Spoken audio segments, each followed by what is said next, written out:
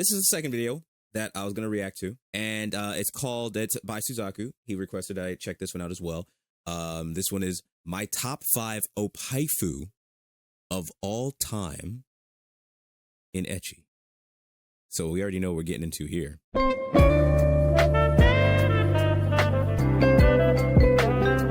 Hey guys, Oversized Till over here, and welcome to a very big series that I've been hyping up for literally months now, and that is my top 5 Oppaifu series. I'm working on this for months. This is my top 5 list of my favorite Oppaifus of all time. Not only just characters, I'll be also talking about anime series and various different characters of my liking. But for this top 5 video here, these are my top 5 of all time. Favorite Oppaifus, the bustiest characters that I absolutely love, that I talk about more top so 5 than any other characters. So they'll okay, that's actually really hitting me now. He said top 5, like, of all time.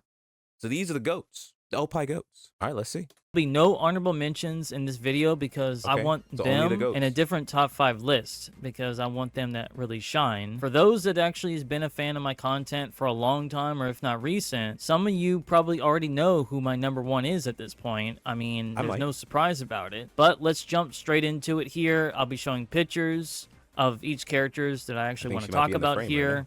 And so this might be a pretty lengthy video here. So let's start with number 5. Favorite Oppaifu in ecchi is...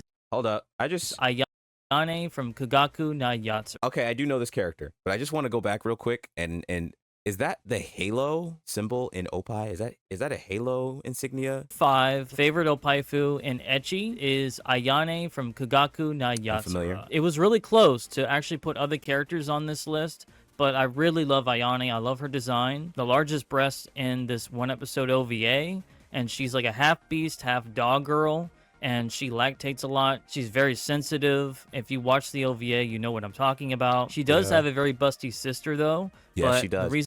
I like the sister. I'll be honest. I like the sister. I like her personality. She's very assertive. Reason why I chose Ayane because I just prefer her a little bit more. You'll be probably seeing 1 or 2 pictures of this character because she is very revealing. I love everything about her. I love her personality. She really reminds me of Jiharu from Aiken, just way bustier. She's very sensitive. She's very shy. When people touch her, I think I know what character that is.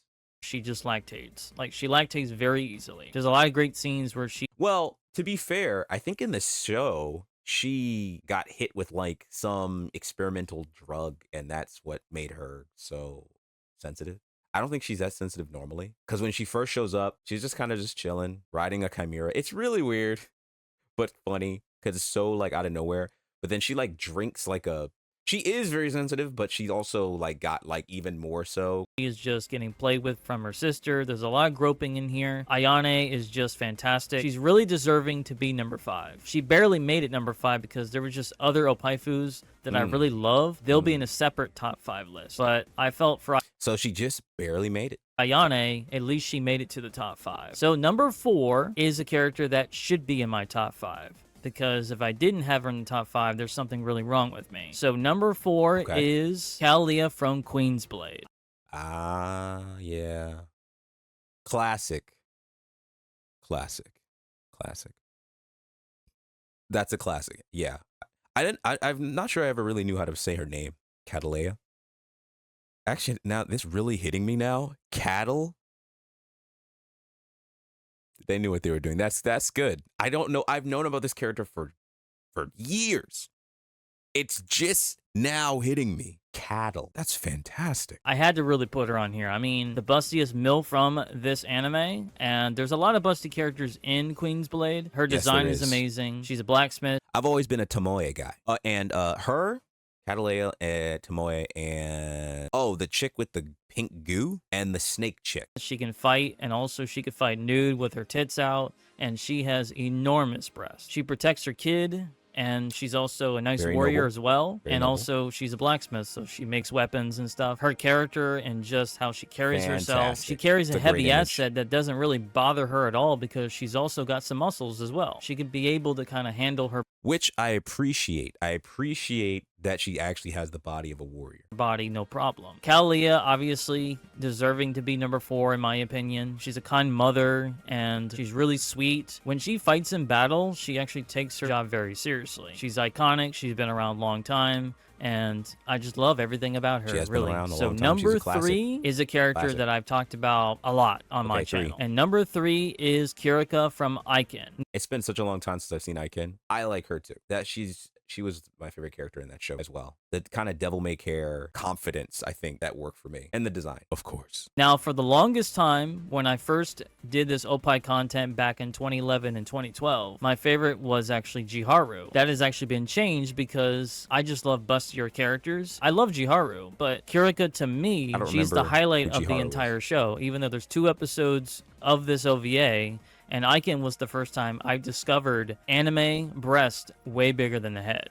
And this is like 2005. I've never seen boobs so big before. And when I saw Kirika, I was just blown away. Yes, there is Kamoe, the Oppai Loli, but I chose Kirika. I love her. Which is wild. I don't remember the names, but I remember some of the characters as he's saying them. The Oppai Loli is the proportions are just so comical on her. It's like you just can't take it seriously. It's supposed to be like fun, just ridiculous. It's just impossible. That's what makes it so fun. It's like shocking almost, her proportions. Design. She has long purple hair. She has no body shame at all. She's the opposite of Jiharu. Kirika, to me, is like, she's very hyperactive. She messes with Densuke, the main male character, and puts her breast on his head. She likes to just toy around with him, and just her boobs jiggle like crazy. Breast physics are absolutely insane. Low gravity, arguably one of the larger breasts in Aiken. She doesn't have the largest breast in Aiken, but she is easily one of the biggest. There's so much great fan art of this character as well. But she's deserving of number 3 in my opinion. And so number 2 is a character that arguably the best design-wise of any Oppaifu that I've seen. And number 2 is Lady J from Valkyrie Drive.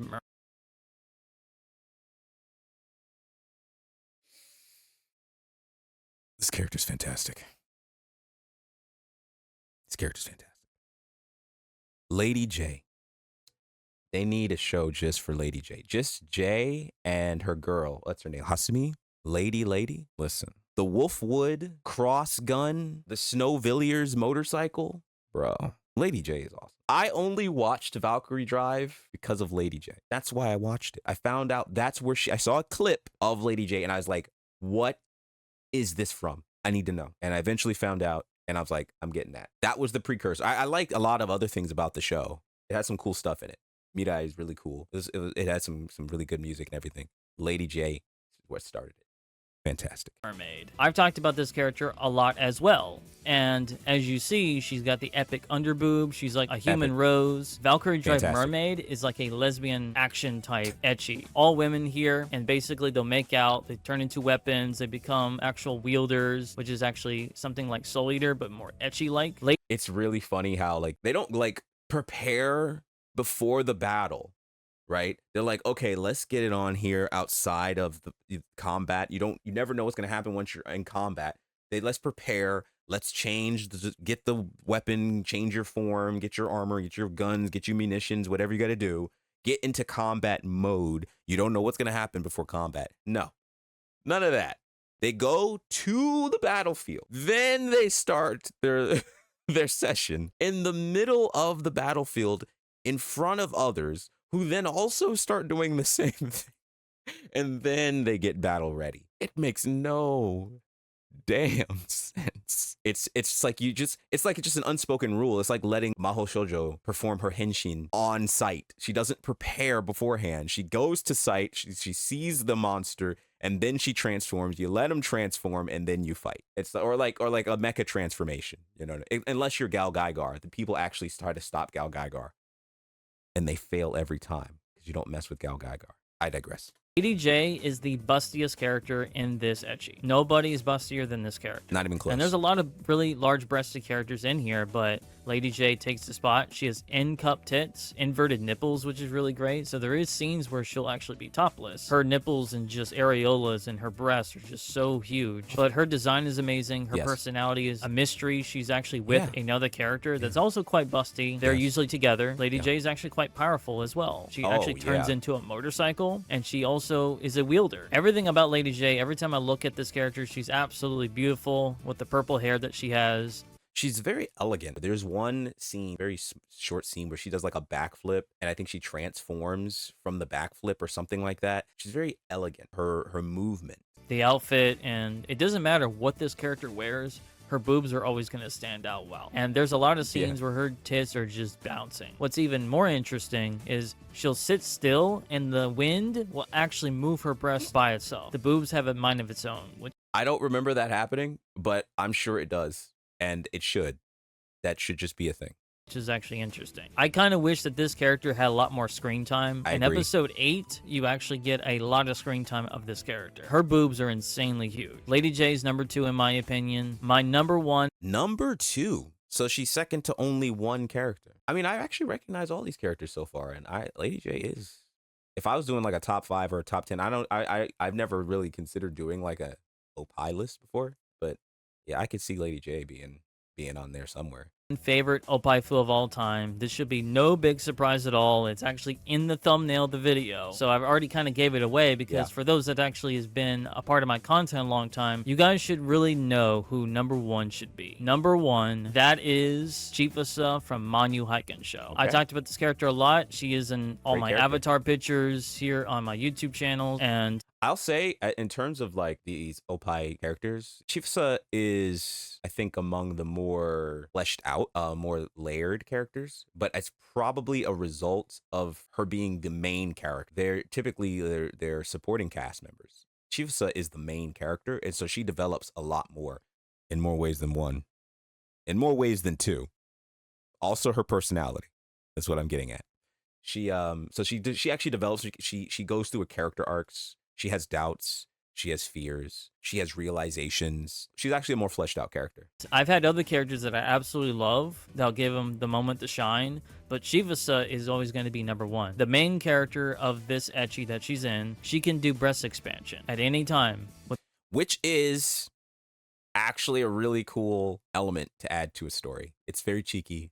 It's very fun. I think it's probably one of the coolest powers involving Oppai, since I think the only thing that I can think of off the top of my head that rivals it is homeboy from D by D, High School D by D, and I don't remember his name, but he has like the Oppai whispering.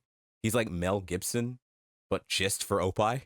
And that one movie, like What Women Want or whatever, the women give away their thoughts and feelings through the Oppai. Like they give them away. He can hear them speak. That's such an OD move. It's so funny. I love it. Like Oppai expansion through like swords is like some Highlander type of shit. And you just like, you slice them, and then like, no, I have your powers. Like you defeat your opponent and you take their power unto you. It's like your soul is mine, but it's it's your Oppai side. Fantastic. She can do breast expansion at any time with the sacred scroll that she has. And so she'll start off like D cups or whatever, and then gradually get bigger. She could be the bustiest character compared to all the other 4 girls I just talked about. Her personality, she's hot-headed. She's also honorable. She takes her job very seriously. I love having a main character that has huge tits. And just her design-wise, the blue hair, the yellow eyes, the red outfit. Of course, when the boobs get bigger, they just bulge right out. Everything about Chifasa, every time I talk about her, share stories about this character, it's fascinating to me. But the reason why she's number 1, because it's the concept of the ecchi of itself. It's all about boobs, 100%. And this channel is all about breasts. The biggest possible breasts that I really enjoy, and Chifasa is on the top of that list for me. So what he's saying is, not only does he like the character from a design perspective, it sounds like he's saying he likes the concept. The concept plays directly into his interest of Oppai. Like it's literally the plot. They actually created the Oppai as the actual plot, because in the story, your social status is dictated by your buxomness. And so that's literally making how buxom you are a part of the social status, the economy of that the world, the setting. It's dictated by that. It's not like a gimmick. It's actually the story. And I think that's what he enjoys about it, which is really, it actually is really cool. Like the plot, it's not hyper serious. It's still cheeky as it should be, but it's not shallow. It actually is the story. And there's a lot of busty characters in this anime that she's in, but she's my all-time favorite in my opinion. So that's going to be it for my top 5 Oppaifu list here. Favorite ecchis that I really enjoy. The next time I do a top 5, favorite Oppaifus part 2, where I'll have another character at number 1 instead of Chifasa. I can be a little bit more creative on who my number 1 will be next time. Don't expect a lot of top 5s on this channel. I want to keep this really special, and plus, I've been building this up for like months, so this would be the biggest video that I'm doing in August here. And also, I am doing a top 5 series on Patreon, all hentai Oppaifu characters. So look forward to that on Patreon. I've been doing a lot of videos over there on Patreon. Here on my YouTube channel, I'm going to continue to bring out videos, and there'll be another top 5 video, maybe like October during my 14th year anniversary. Let me know in the comments what you think of this top 5. Let me know what characters you like in this top 5. I'd love to actually know. This video is going to be quite long when I edit the video, but I can't show you footages or anything because I'm on YouTube. But I hope you guys enjoyed this list here. That's about it, guys. So, as we all should know, Oppai is plot. I don't know if I'd add anything to that. Oh, the one character I will add that I really like, and I can't remember her name. Hold on, let me find her. This character, Ryoka Narusawa. Love her. She's so fun in the anime. And the anime, the way they introduce her is crazy. I love her design, and just like the way they animate her. I think like in the manga, it's like totally like she's an example of a character who was like exaggerated like even more just in the anime. And it's not just like the size, it's how they animated her. It was so well done. She's just like carefree. I liked her a lot. I wanted her to have more screen time. I didn't really care for what they did with some of these characters by the end of Occult 9 in the anime. I didn't really like where the story went, but that's a whole nother conversation. I loved this character though. She's fantastic. So that's one I would personally add that I really like, just off of the premise of her bustiness. Like that just added so much to how she's presented, how she's animated. It really added to her charm for me. I think she's one of my favorites in terms of design and personality, where it kind of revolves around her bustiness. So yeah, that's one I would add just to kind of put my own little opinion in there too. That was requested by Suzaku. It was a fun video, bro. So anyway, I'll catch you guys next time. Fahrenheit